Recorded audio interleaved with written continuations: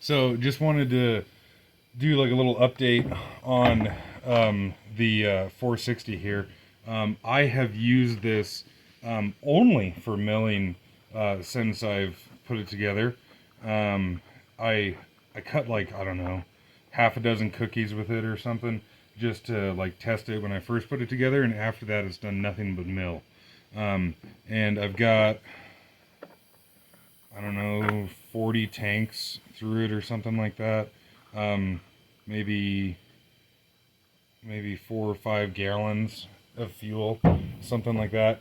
And I was um, I was milling with it the other day, and I noticed that the chain wasn't getting oiled. The bar and chain weren't getting oiled like it was supposed to. And I had the mill still in the piece of wood, if I'm not mistaken, and I just took the power head off and I like, revved it up, and it was douching oil out the oiler, and I was like, okay, cool, put it back together, and it seemed to do fine. But I had like a sneaking suspicion that it was the worm gear. I don't know. I was like, I guess this is a rather intricate part in the sense that, like the quality of the plastic is very important, and how tight you have this spring on here is very important, and what have you. And lo and behold, today, took the saw apart and saw that this was just floating around in here, and I was like, well, crap, yeah, that probably explains why it wasn't oiling properly, and I just dropped a chunk of shit in there. But you can see there's like burnt plastic on this little worm gear. So I notice it works better if you like hold it back and zoom in if you want to get really close on it. Yeah. But yeah, there's nice burnt plastic on there. And you can see how much looser of a fit this is on there now. Like it just flops on and off. So that, I would imagine, was what the problem was. And this fucking worm gear deal doesn't seem like it wants to come off too easily.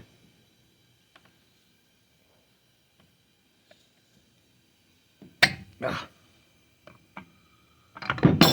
Son of a bitch. But this is now the second time that I've had a problem with a Farmertec oiler. And okay, you could say that it was something that I did wrong, but at the same time, I haven't had this problem with my steel saws that I've taken apart to this level. So how does that install? Do you just press it on? Or... yeah, it's supposed to just slide on there, but now that I'm looking at it, it looks like it's seized to the crankshaft. See that? So, and that is not supposed to be the case. Yeah. So, okay, how can I do this? If I pull the starter rope, then I should be able to twist it. Aha. So, like, I guess, I got the starter rope pulled, so it's engaging the dogs in the starter. Oh yeah, hear how tight that is? Mm-hmm.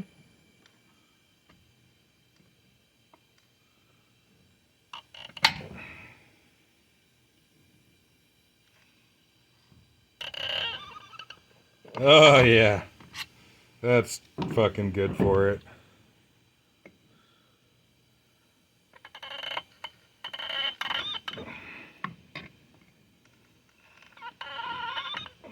I think it said help me. I think so.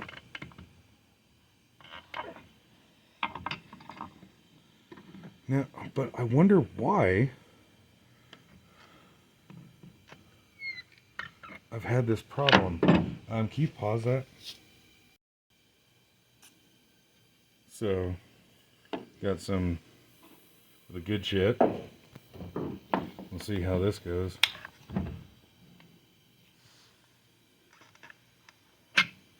Oh yeah.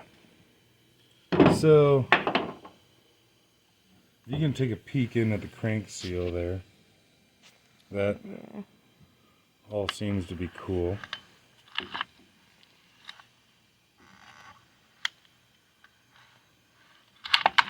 So yeah, that all seems to be golden. And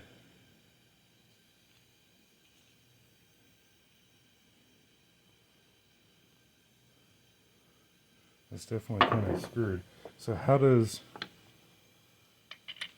like, I wonder, is it a crank that's just out of tolerance? But at the same time, I mean, that, oh, and I guess I should say this is a factory steel worm gear here. But, I mean, everything on the oil pump looks good, aside from a couple scratches that I put on it trying to get that old one off. It almost looks like a different material. Ooh, actually, good call. Yeah. Let's zoom. Yeah, it does. To me. And bronze bushings can get impregnated with oil. This looks like a straight brass on the Farmertec one here. The like teeth on the worm gear seem just fine, but yeah. So put a little bit of that on there. And yeah, I mean that turns really nice.